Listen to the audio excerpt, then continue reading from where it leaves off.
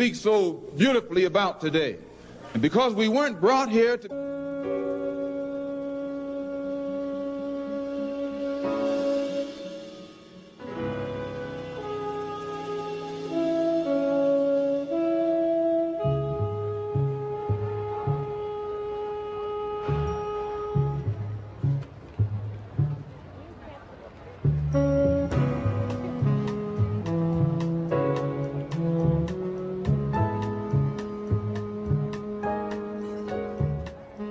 Taught you to hate the color of your skin? Who taught you to hate the texture of your hair? Who taught you to hate the shape of your nose and the shape of your lips? Who taught you to hate yourself from the top of your head to the soles of your feet? Who taught you to hate your own kind? Who taught you to hate the race that you belong to? So much so that you don't want to be around each other. No, before you come asking Mr. Muhammad, does he teach hate, you should ask yourself, who taught you to hate being what God gave you? Most of us blacks, or Negroes as he called us, really thought we were free without being aware that in our subconscious, all those chains we thought had been struck off were still there. And there were many ways where what really motivated us was our desire to be loved by the white man. Malcolm meant to lance that sense of inferiority. He knew it would be painful. He knew that people could kill you because of it, but he dared to take that risk.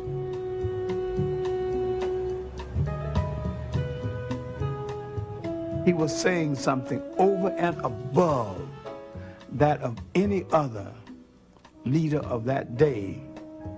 While the other leaders were begging for entry into the house of their oppressor, he was telling you to build your own house. Build your own house. How about that? Weird concept, right? For us as black people here in America.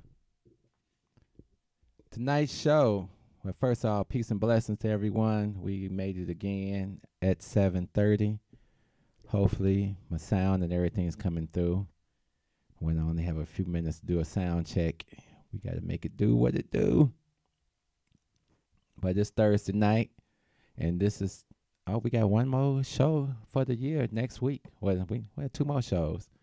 We're going to continue to try to grow this and expand it into, we're going to add another night where we're just going to have a discussion night where people can call in and just have a basic discussion.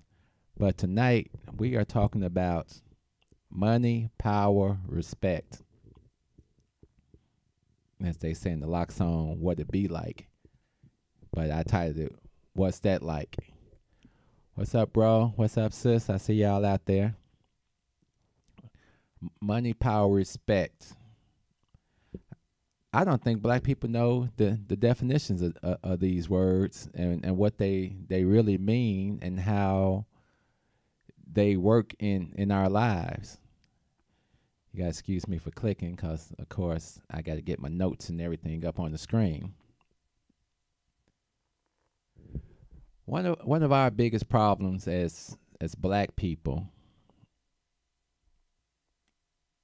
and this is not to pour dirt on anybody, but it's believing the answer to our situation is in the system that imprisoned us in the first place. They're the ones that created this money, power, respect, because they get to tell you your story from their perspective. Money is the economics that keeps you in the position that you're in. Because we'll give you everything you need as long as you're working for us, as long as you're under us. Corporate plantation. As long as you're working for master, you all good. Ain't nobody studying you. As long as you follow the rules. There was a young lady on the Maze Jackson show this morning, and she was talking about a situation where she believed a friend of hers had won this court case against this company, And I posted, no, she really didn't win. They wanted her out. And since she had the nerve to go to court and press it, they gave her a percentage of her salary and say, see you, nigga. That's what they wanted. That's what they always want. They don't have time to deal with disruptive Negroes. If we can pay you a little bit, you gone. So what categories does that fall under? Money, power, or respect? I'm sure she felt like she got a little respect out of the deal, but they don't respect it. Even if they got to pay you, they don't respect you. I've been in meetings where they said all types of wild, crazy stuff about the president, Obama. They don't give a damn. And for all the people that keep pushing you to believe, well, if you work this, and if you do this, and if you participate in these politics, then this is going to work out, and it's going to be all great for you. It's not. That can be part of the solution, but it's not the solution, because that's what they giving you. That's what the game they playing. It's like walking up to a card game and saying, and they say, hey, we cheating. And you sit down anyway. Now, there's people over here trying to start another game. Well, it ain't that much money in that game. I'd rather get cheated over here and get cheated out of my legacy and everything. Sorry about that. And then I'm happy because I win a few hands. And, of course, I know the house is going to win a lot of hands. I win a few. My other brothers can't even get in the game. This works for me. I was, let me see if I can pull this up. I was listening to a documentary today. I spent a lot of time just researching and doing stuff. And I'll give you information, but then it's just enough to make you go out and research it yourself. There's a woman. Her name is Robin DiAngelo. And it was kind of interesting. Her title, she teaches a class called White Studies. And in these white studies, she's talking about the same thing I've been talking about forever, that white people were raised in a different manner, which kind of made them kind of oblivious or programmed not to see and hear black people when they complain, to believe that they are superior and that white people don't see color. What I want to do, I'm going to share this with you all. It's about a 6-7 minute clip, but I want you all to hear it. I called it White Ears. She teaches a class, and most of the time it's predominantly a white class. And to avoid getting copyrighted, as YouTube does so much, and I don't guess they can do it the way I set it up here. I just got a picture of a classroom, and then I've got the audio playing in the background, so you'll see a still picture, and then you'll see what I'm talking about. Just check this out, and we'll get back to you. But I usually start by pointing your attention to the fact that I'm white, and asking you to actually look at me and think about it for just a minute. And part of what it means to be white is that goes against all my conditioning and all my socialization. Because I was taught that I really didn't have a race. I was just the universal human. Race is what they had. And certainly I was taught not to be drawing people's attention to it. So how did I come to be standing in front of groups of people saying, look at me, I'm white, and that has meaning? Well, for me, it started when I got a job as a diversity trainer in the early 90s. I was going to go into the workplace in interracial teams and lead discussions on race and racism. And when I applied for that job, I sincerely thought that my qualifications were that I shopped at PCC, I'm a vegetarian, I went to Evergreen, and I drive a Prius. Okay, so we didn't actually have Priuses in the 90s, but I hope you get my point. I really thought that what this was about was open-mindedness, and that since I was clearly open-minded, I was good to go, and I was qualified, and it was just about getting other people to be open-minded. And I was in for the most profound learning of my entire life on every level. And one is to realize in no way was I qualified to be leading conversations on arguably the most emotionally and politically charged issue since the founding of our country, right? And this is also part of what it means to be white, is that I could get to that point in my life with no really good information and understanding of racism and still see myself as kind of done with my learning and able to lead other people. And I'm sure some of you have seen that dynamic in other white folks. So I spent a good 5 years for a living going into primarily white workplaces and trying to have these conversations. And aside from not really being qualified to do it, I also was unprepared for the depth of hostility, incredible hostility in primarily all white spaces, employed white people who were just really angry about having the conversation at all.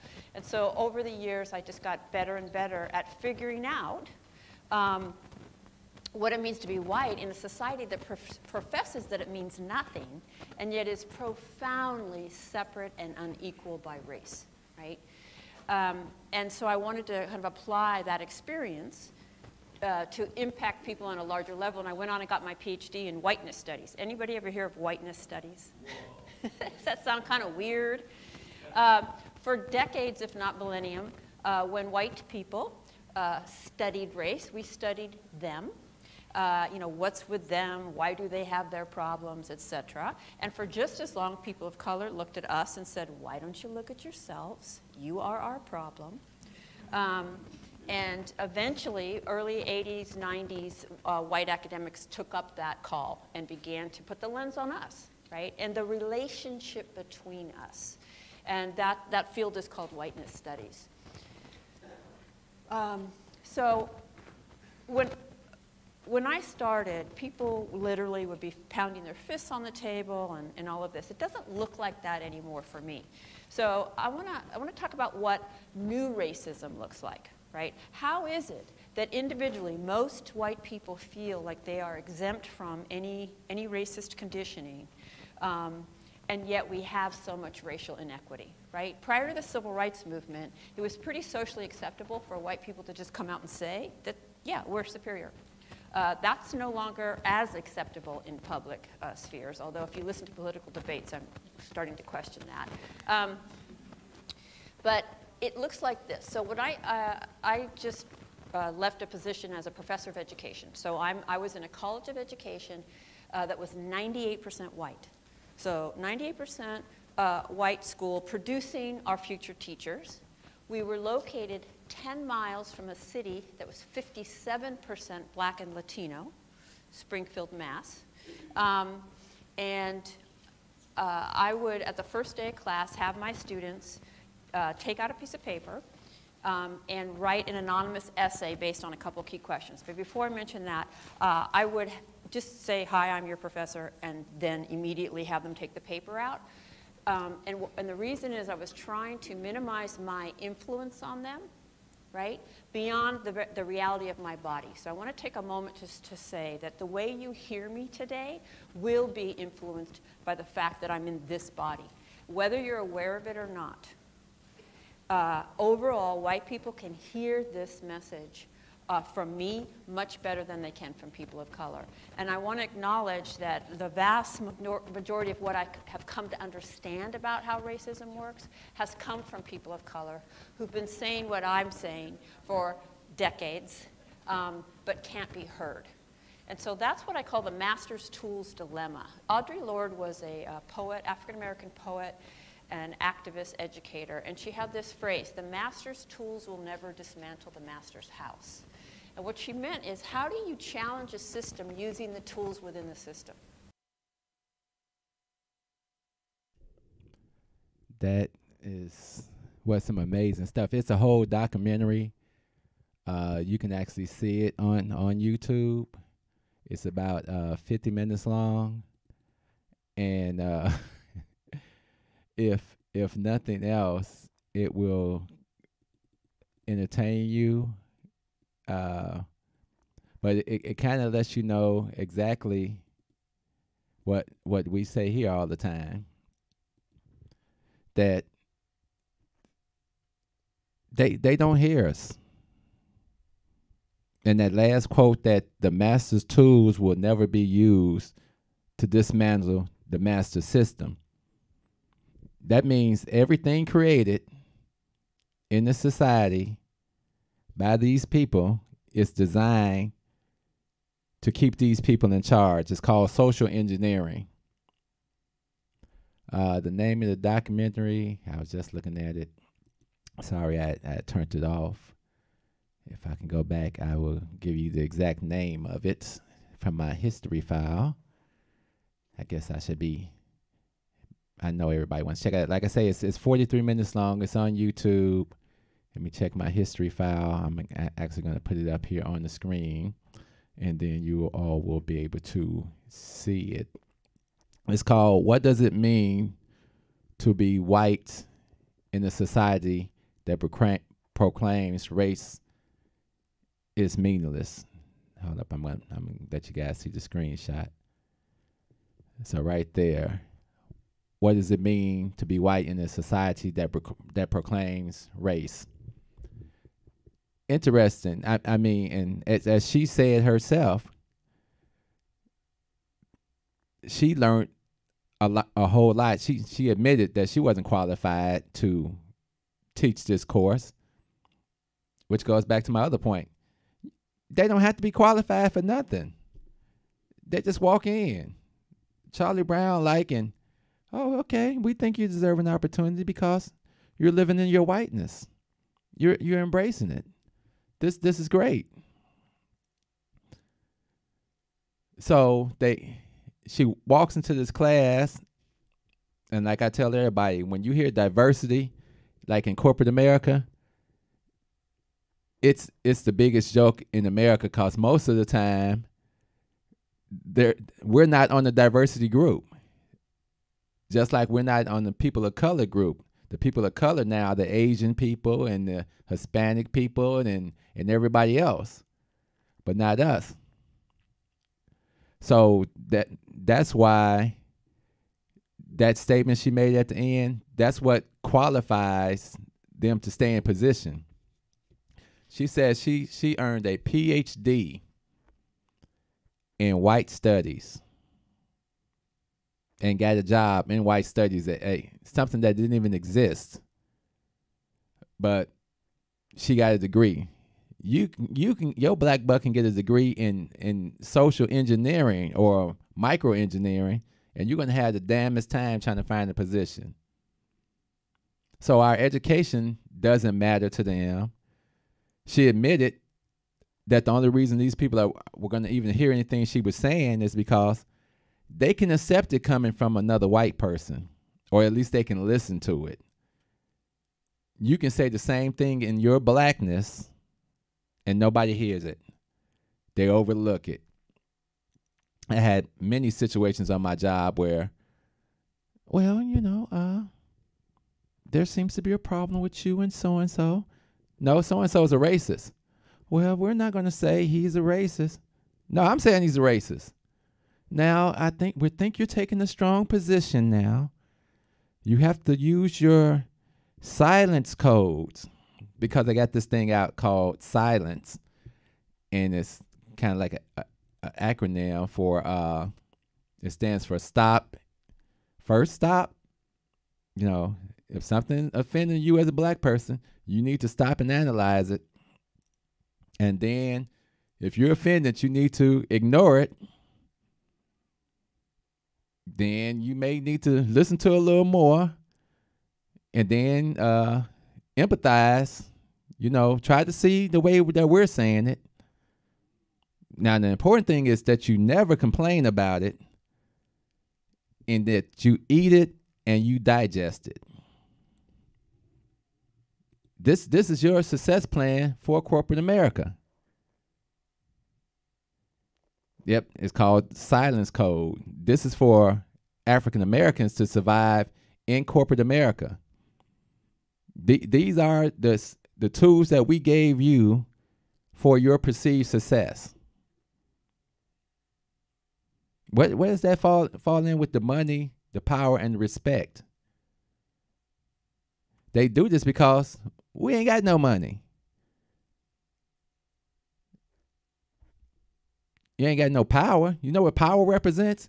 Power represents when you get your own, like get your own money, your own resources, your own educators, your own land, your own property, and then you have the resources and power to protect those resources and share with your people. That's power. The respect comes from you and your people when you develop something outside of the system, and that's what they've been screaming about for decades. She admitted. Black people have been saying these things for decades. She admitted learning something about this situation that she had no idea about. But knowledge doesn't stop them from doing what they want to do. It's designed so when people tell me politics is the key, well, politics is the key, why hasn't anything been done? My biggest thing is reparations. Why are black people paying for education in this country after over 300 years of being not allowed, murdered, killed, beat for learning? That's the only case you have to bring before Congress. And we had people the other day, and they make me so sick. I think it was H.R. Bill 1240 to commemorate the 400 years of slavery. See, this is white people. Why do I want to commemorate something that destroyed us as a people? What sense does that make? And then they're going to talk about, and we're introducing the H.R. 40 bill, which has been sitting out there for years, and different revisions have been there. And all it is to say is, can we get a study to see if there were any effects of slavery? We know, yeah, we colonized you guys, and they didn't put the Jim Crow in there, mind you.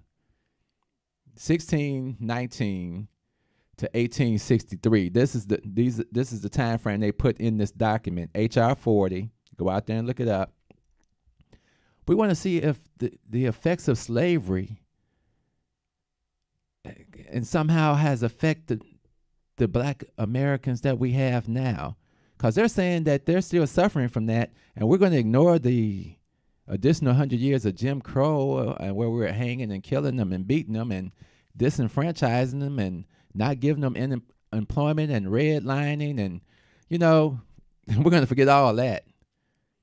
But we're going to spend $100,000, 150 years after slavery, to see did this affect anything.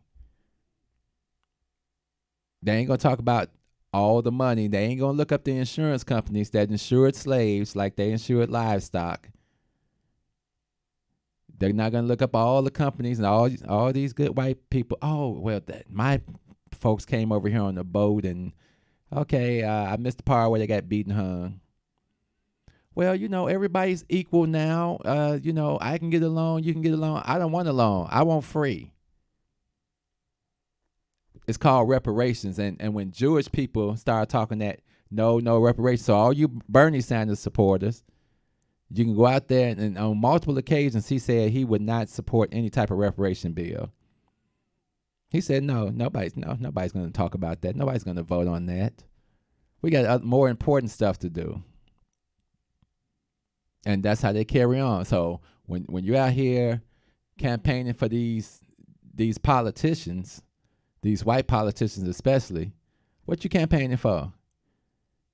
If they haven't told you, yeah, I'm going to really fight for this reparation bill because I think it needs to be done, and we're not doing nothing else, and we'll shut the system down to get it done. Them the only people I'm voting for. I don't have time for the rest of the nonsense. I think next year, I don't want to start a war with my aldermen, but it may be necessary to start a war with some of our people that aren't doing what they're supposed to do. I did a poem a long time ago. It's called The Brother by the Boat. And it talks about the black people in our community that have been put in position by the white folks for the most part, and we vote for them. They say, this is your nigger. This is the nigger you need to vote for. We've got them trained. Okay. And then we run out and vote for them.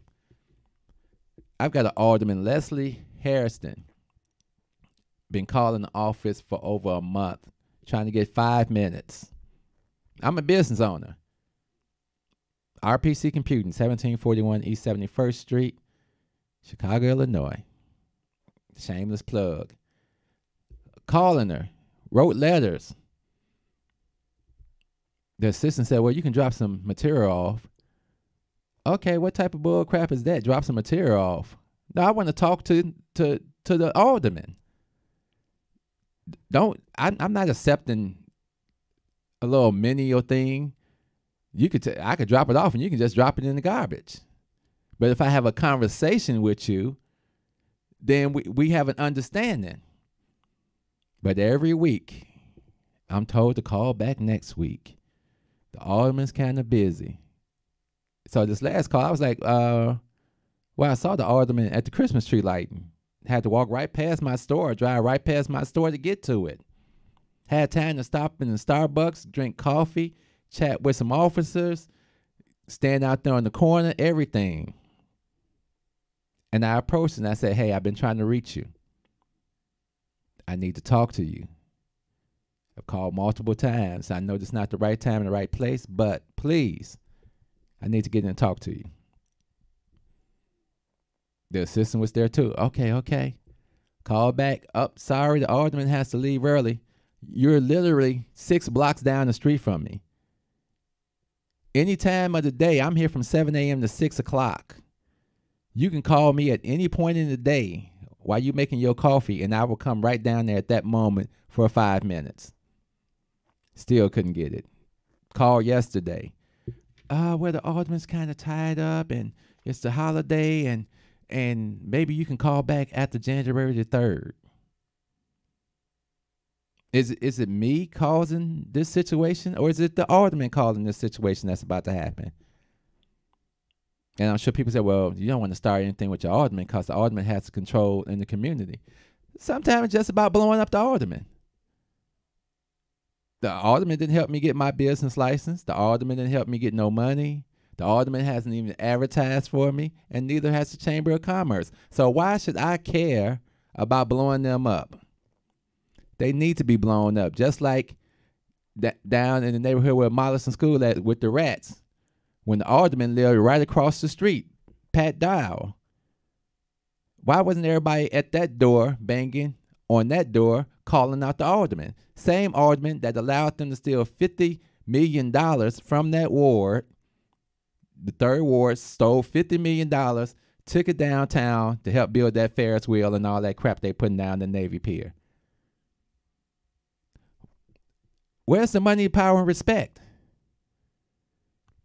We don't have to respect y'all because y'all ain't going to do nothing. As Claude Addison say, they ain't got to respect you. For what? You ain't going to do nothing. What you going to do? You going to march? Okay, we used to that. We can sell y'all some signs. You ain't going to change us. This is the way it operates. So all these people, I was talking to Mays one time, and I was telling them about Dorothy Tillman. And I said, you know what? Maybe a lot of people didn't like the way Dorothy Tillman did things because she was up in your face, and she called you out. And she called out the people down in the meetings, at the mayor's meetings. She stood on the table. She pulled the gun out. I said, that's who I like. Because I can have more trust in the person that's going to behave and act like that for black people than somebody that's going to Mickey Mouse me and shut up when there's wrong things going on. Hey, cuz, I see you over there, Tina. We can't keep coddling these people. And I refuse to coddle these people. And I'm not going to play games with you, and I'm not going to be nice with you and make it happy because it's not benefiting us. Now, we had a black man in the White House for 8 years, and we got nothing. And now they're all happy. All the happy Negroes are happy because, we got the Obama Center coming.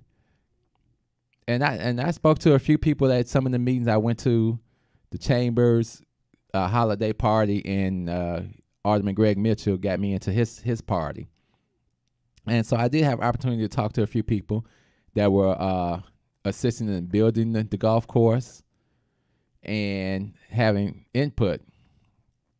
But it basically came out that the white people were still in charge, and it was just opportunity for some of the Negroes to be token Negroes to be used for the overall project. How do we keep finding ourselves in those positions? Trying to see, do we want to put the number up tonight? We got a few minutes left in the show. If anybody want to call, it's 872-267-2552. 872-267-2552 is our number. And we're talking about money, power, and respect. It's gotten to the point where we're what's that word? Self-deprecating. It's not so much them, it's us that have such a low opinion of us as black people and don't see any other way, so you accept what people put on you. How does that work out? I don't get it. And then people say I'm crazy because I'm going to be pushy. Oh wait, he's kind of pushy. If I don't talk to him, he's turning me off because he's going to keep pushing until he gets what he wants. That's the way it works. Everybody else gets what they want, and we don't get what we want. And you hear people all on TV. It's no black and brown coalition. The Hispanics go in and sell us out all the time. They working with Madigan all the time. And you go past these construction sites, that's who you see. Then they come to your neighborhood and say, we're finna build this big institution, and we're going to give you 51%. When you go to their neighborhood, they got 99.9%, and you ain't going to bully them for nothing extra. But you think because you get 51%, they've given you something. No, all they've done is put you in a situation and got you to sign off on stuff. If you can't uphold for that 51%, we can come in and steal that controlling interest. And they've already signed contracts with Hispanics because the Hispanics came in and said, well, we want part of that deal too. And the alderman over there got caught up in some mess with $25,000 that was supposed to go to some kid institution, but they pocketed it. So now that alderman has to be quiet. And then you got your church officials that didn't want to listen in the first place when I told them I'm in the meeting. Brian Hopkins, the alderman, who I think he has aspirations of being the mayor or something, or governor or something in the future. He said, I don't know why they're fighting it because all we're going to give them is a swing set. So when you're privy to all this information and you share it with people that you say are leaderships, I don't really have a whole lot of leaders in my life. I'm the leader that I'm looking for. My pastor is my spiritual leader.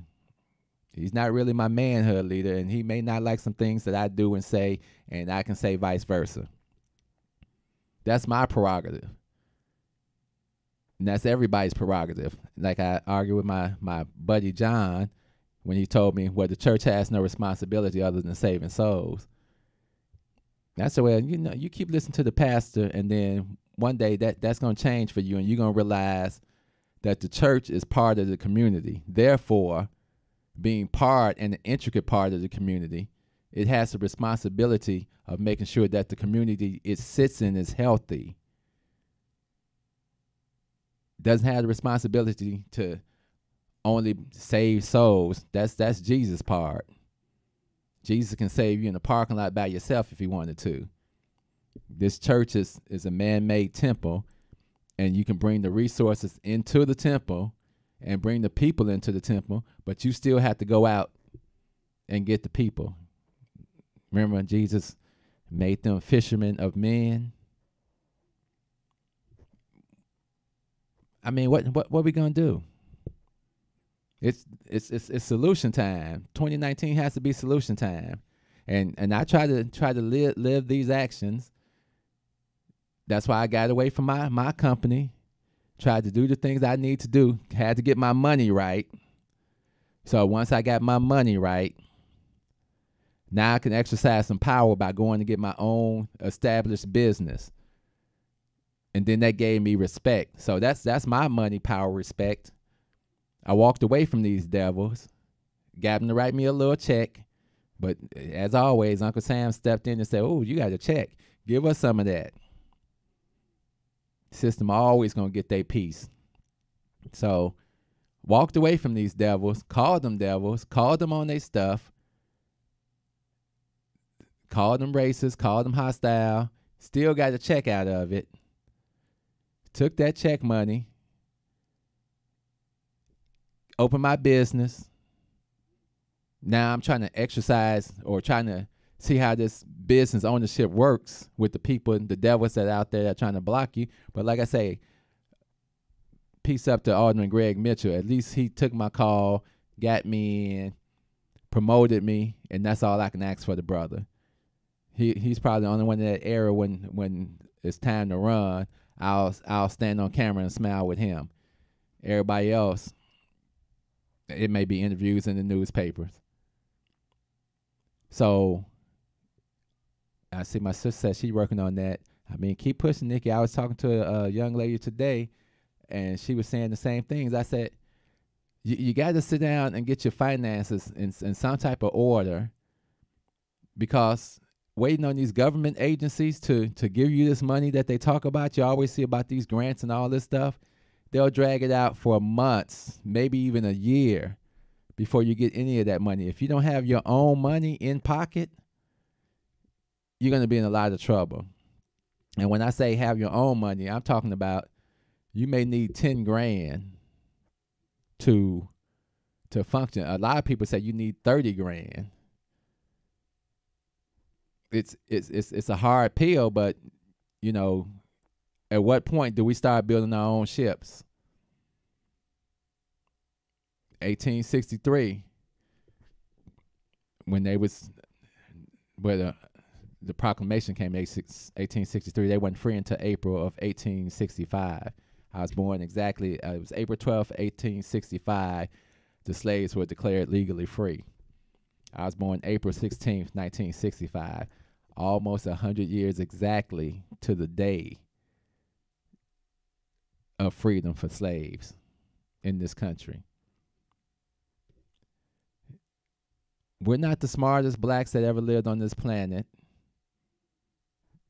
There were plenty of them that tried and failed, but the only failure they had was trusting these white people, trusting this government, trusting these politics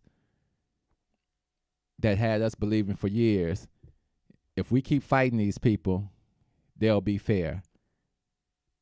And it never happened. It never happened.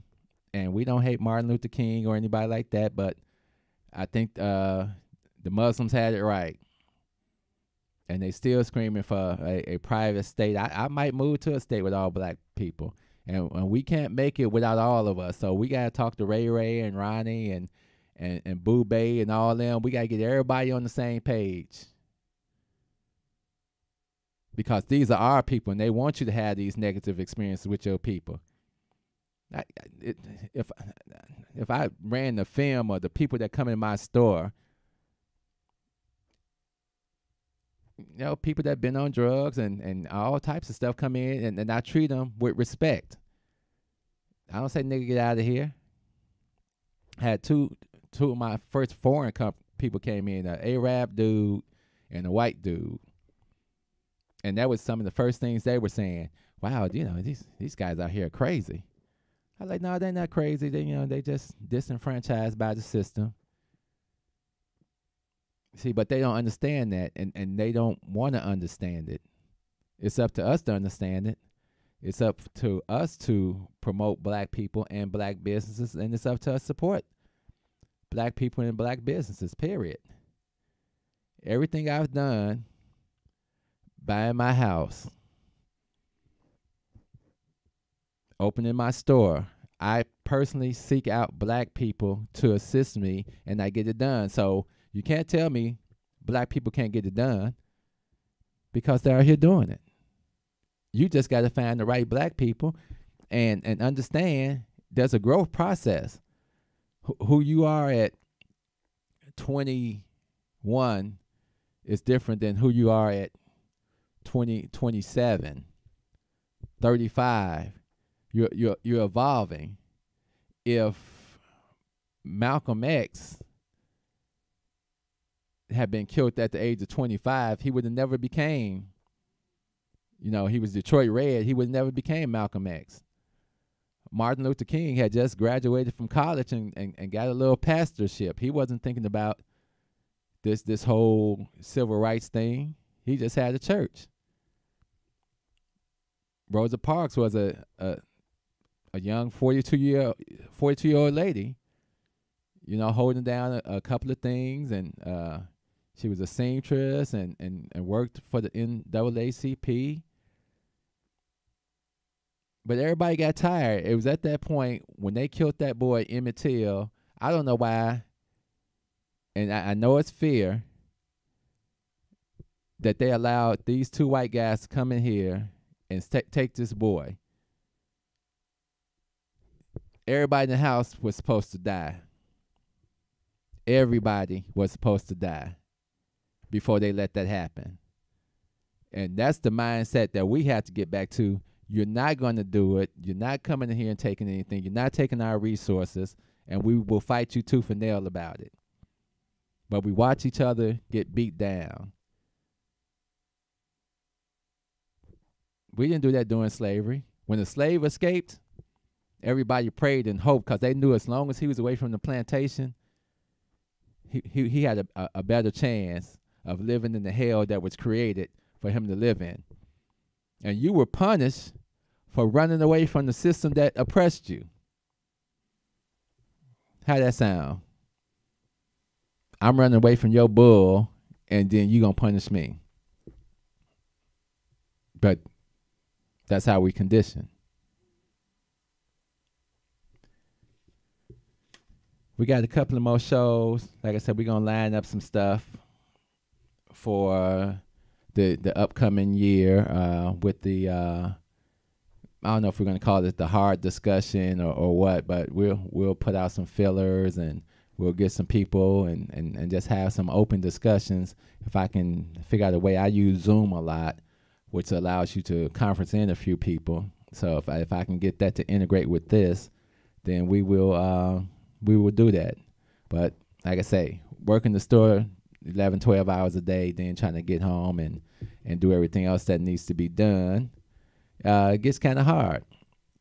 But thank everybody for joining. I love you all. And on that note, as we always say, love, peace, soul. We out of here. Step out of the car. No, you don't have the right. Step out of the car. You not have the right to do that. I do have the right. Now step out or I will remove I you. refuse to talk to you other than to identify myself. Step Now if your woman ain't no revolutionary, she'll persuade you to be a fucking slave for the rest of your days. She'll be grooming you on how to behave, teaching you how to coon and buck dance so that you can be safe. If that brother ain't no rider, soldier, no provider, molder of young minds, check it out, you got yourself a bitch. Think about the time that you invested in him. If he's wearing them skinny jeans, you a lesbian. For every 100 black women who ain't locked up, it's only 83 black men remain. Take away 1.5 million black men who might have benefited their women and their children. You don't know a war when it's waged against you, when it makes you drive your baby mama to the clinic just to kill your own. Ain't no legacy to leave behind, cause ain't nobody sitting on your throne. You motherfuckers are asleep in a war zone, living a nightmare, dying in your own home. If you don't stop, you gon' lose what you got left. I'd rather die trying to fight for my last breath. Freedom or death, you asleep in a war zone, living a nightmare, dying in your own home. If you don't fight, you gon' lose what you got left. I'd rather die trying to fight for my last breath. Freedom or death, nigga. Sandra Bland was a rider. She wouldn't have committed suicide, and you a motherfucking liar. It would not be wise to stop when you hear sirens and you see the police behind you, but you don't wanna die. They gon' shoot you if you run. They gon' say that you was going for the police gun. That's why they shot you like 120 times, but you was still coming, so they put another bullet in your lung. Them devils got you praying while they murder, because they know you on that bullshit. They steady with them full clips and body armor. They kill your women in the street, cause they figure you too weak to do anything about it. You some shit, getting fucked in your sleep. They poison you every time you brush your teeth. You don't care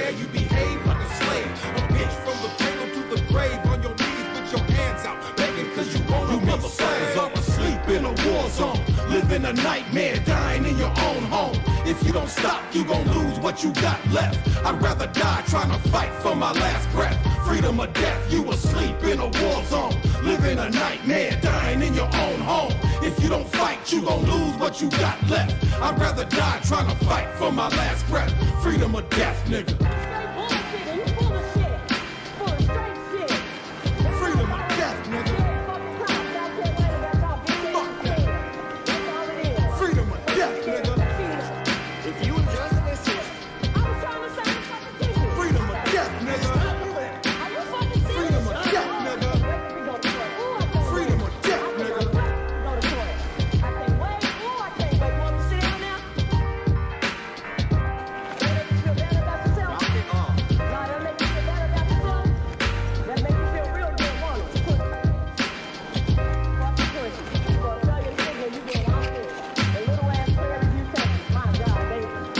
you were getting a warning. Until now, you're going to jail. I'm getting it. For what?